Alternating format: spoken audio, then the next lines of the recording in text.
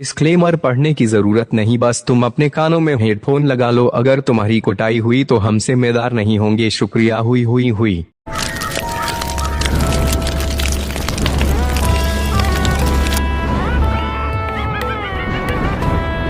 एक समय की बात है दोस्तों, लोड़ा कपूर गांव में दोगेश नाम का एक गरीब किसान रहता था। एक दिन दोगेश खेती करके आता है, तभी साला लगता है मैंने आज बहुत ज्यादा मेहनत कर लिया है, पर कोई बात नहीं, चलो अब नदी में जाकर थोड़ा नहा लेता हूँ। हुई। A few moments later. उसके बाद दोगेश नदी में नहाने चला जाता है।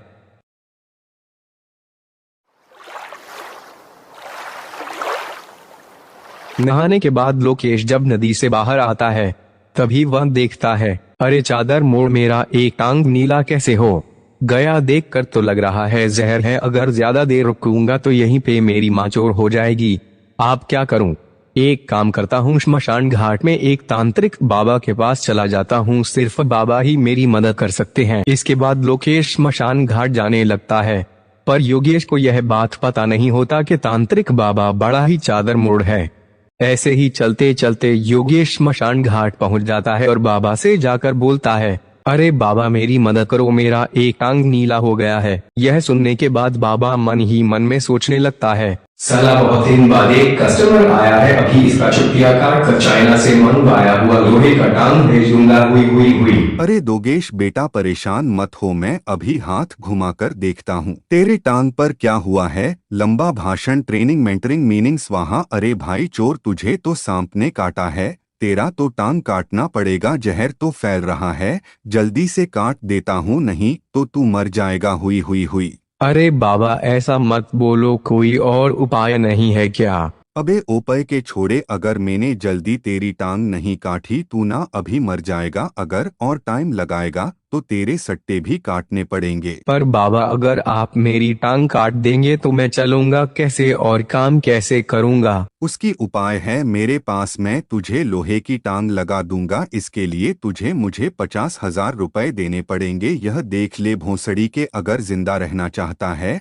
तो जल्दी से 50,000 रुपए दे, मुझे इतना जल्दी टाइम नहीं है मेरे पास। बाबा इसी वक्त अभी मेरे पास इतना पैसा नहीं है, मैं एक गरीब किसान हूँ, मैं एक जमीन बेचकर आपको 50,000 दे दूंगा, आप प्लीज मुझे बचा लो। उसके बाद तांत्रिक दोगेश की बात मान लेता है और उसकी टांग काट के लोहे की टांग लगा देता है और फिर दोगेश उस जगह से अपने घर चले जाता है।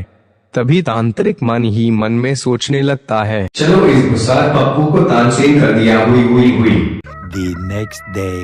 अगले दिन दोगेश बाबा को 50,000 देने के लिए अपनी जमीन बेच देता है और उसके बाद अपने घर आता है। तभी यह सोचता है, चलो आप बाबा को पैसा देकर आते हैं, पर बाबा के पास जाने वाला रास्ता बहुत दूर है, लौटते बहुत देर हो जाएगी, इसलिए नहा कर जाता हूँ, बाद में नहाने का झंझट नहीं रहेगा। हुई। उसके बाद दोगेश नहाने चले जाता है। A few moments later.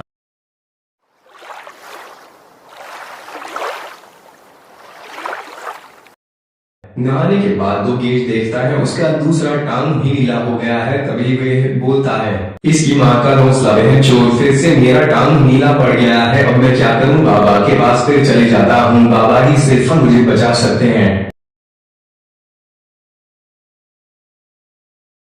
और दोगेश बाबा के पास चले लगता है। बाबा के पास पहुंचते ही दोगेश बोलने लगता है, बाबा मेरा दूसरा टांग भी नीला हो गया है, देखिए ना बाबा, मुझे बहुत डर लग रहा है।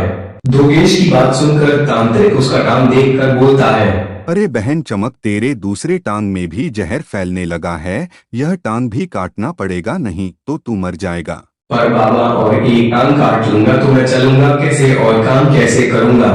बाबा बोलता है, तेरी दूसरी टांग भी काट कर मैं लोहे की टांग लगा दूंगा, फिर तो सारे काम कर पाएगा और चल भी पाएगा, और इसके बाद तुझे मुझे और भी पैसे देने होंगे, जल्दी कर दोगेश, ज्यादा टाइम नहीं है, जहर और भी ज्यादा फैल रहा है, और ज्यादा फैल गया तो तेरे टाइम के साथ साथ छठे और बुली भी काटना पड़ेगा। हुई। इसके बाद दोगेश बाबा की बात मानकर काटने के लिए राजी हो जाता है और तांत्रिक भी उसका टांग काट कर लोहे की टांग लगा देता है। नया लोहे की टांग लगाने के बाद दोगेश बाबा को पैसे देकर घर चले जाता है। The next day. अगले दिन योगेश खेती करके नदी में नहाने चले जाता है।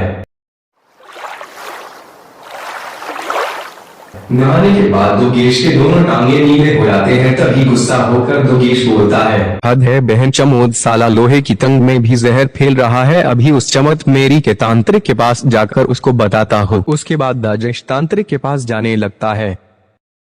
तांत्रिक के पास पहुंचते ही योगेश गुस्सा होकर बोलने लगता है, कैसा टांग लगा दिया बहन चमक, साला लोहे का टाइम भी नहीं ला हो जा रहा है। तब तांत्रिक योगेश की दोनों टांग देखकर बोलता है, तेरा टांग शहर की वजह से नीला नहीं हुआ, तेरा तो लुंगी का कलर निकल रहा है, इस वजह से तेरा दोनों टांग नीला हो गया है। तब योगेश बोलता है, मादरचमोद, तुझे अगर पता था कैमरा लुंगी का कलर निकल रहा है, फिर तूने मेरे दोनों टांग क्यों काट दिया? तेरी माँ का भोसला मादरचमोद, रुक तू, अभी तुझे बताता हूँ मैं।